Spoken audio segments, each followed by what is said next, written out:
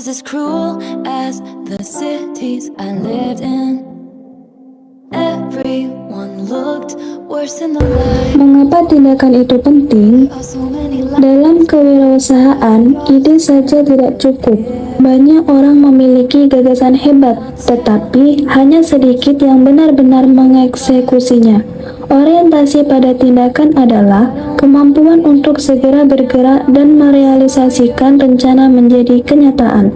Wirausahawan hidup dalam resiko, ketidakpastian, persaingan, keterbatasan sumber daya.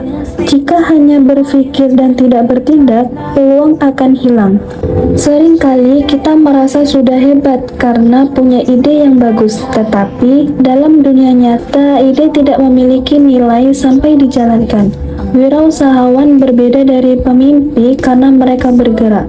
Mereka sadar bahwa kesempatan tidak menunggu, dan tanpa bertindak, peluang bisa berubah menjadi kerugian. Konsep manusia efektif. Stephen menyatakan bahwa efektivitas lahir dari karakter dan kebiasaan. Karakter manusia efektif berupa jujur, adil, berintegritas, tekun, sabar, berpikir positif, dan seimbang. Karakter dibentuk oleh kebiasaan atau habit. Orientasi tindakan bukan berarti asal bergerak tanpa nilai. Justru, tindakan efektif harus dilandasi karakter. Tanpa integritas dan kejujuran, tindakan bisa merugikan orang lain. Jadi, yang kita bangun bukan hanya kecepatan bertindak, tetapi kualitas pribadi. Kebiasaan kewirausahaan berkarakter yang berorientasi pada tindakan. Yang pertama ada proaktif. Proaktif berarti mengambil inisiatif, tidak menyalahkan keadaan, dan mengantisipasi masalah. Orang proaktif fokus pada apa yang bisa mereka kontrol, bukan pada apa yang tidak bisa mereka ubah. Mahasiswa yang proaktif tidak menunggu situasi sempurna untuk memulai usaha. Mereka sadar bahwa kondisi tidak akan pernah benar-benar ideal. Proaktif berarti bergerak sebelum dipaksa keadaan. Lalu yang kedua ada bermula dari tujuan. Wirausahawan harus menentukan tujuan jangka pendek dan jangka panjang, lalu membuat target 1 bulan, 3 bulan, dan 6 bulan. Dan yang terakhir menyusun langkah konkret. Tanpa tujuan jelas, tindakan menjadi tidak terarah.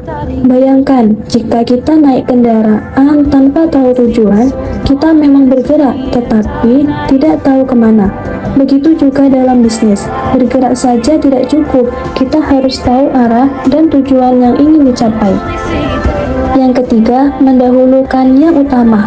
Tidak semua hal adalah prioritas. Penting untuk membuat skala prioritas, membedakan antara mendesak dan penting, lalu fokus pada hal yang berdampak besar. Seringkali kita sibuk tetapi tidak produktif. Kita mengerjakan hal kecil yang mudah dulu, padahal yang besar dan penting justru ditunda. Orientasi tindakan mengajarkan kita fokus pada hal utama, bukan sekedar terlihat sibuk.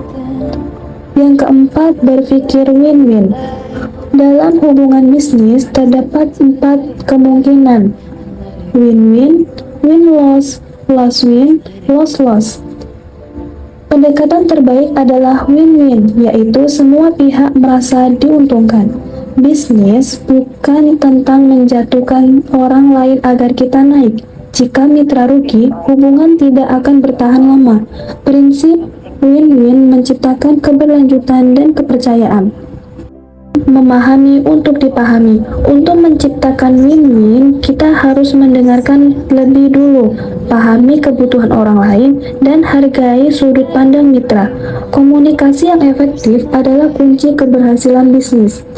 Kita sering ingin didengar, tetapi lupa mendengar. Dalam bisnis, memahami pelanggan dan mitra lebih penting daripada memaksakan kehendak. Yang keenam, sinergi. Sinergi adalah kerjasama yang menghasilkan lebih dari sekedar penjumlahan.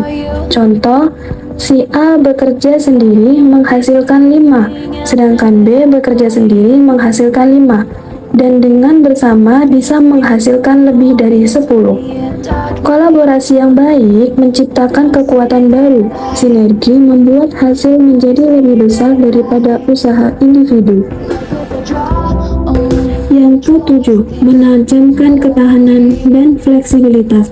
Wirausahawan harus tahan terhadap kegagalan, fleksibel terhadap perubahan, dan menjaga keseimbangan fisik dan mental.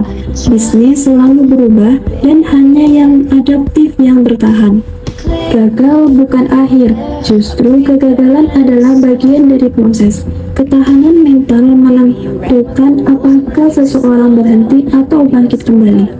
Yang kedelapan, menemukan keunikan diri, di mana potensi manusia ada pada pikiran, tubuh, hati, dan jiwa. Wirausahawan yang sukses, ia dapat mengenali dari kekuatan diri, kelemahan diri, dan nilai unik yang bisa ditawarkan. Setiap orang memiliki keunikan. Ketika kita mengenali potensi diri, kita bisa mengembangkan usaha yang sesuai dengan kekuatan kita. Inilah yang membuat bisnis menjadi autentik dan berbeda. Kisah kegagalan dan ketekunan. Contoh nyatanya adalah Abraham Lincoln. Ia berkali-kali gagal dalam bisnis, gagal dalam pemilihan politik, dan mengalami banyak kekalahan. Namun, akhirnya menjadi Presiden Amerika ke-16. Kisah Lincoln menunjukkan bahwa kegagalan bukan penghalang, melainkan proses menuju keberhasilan. Orientasi tindakan berarti tetap mencoba meskipun berkali-kali gagal.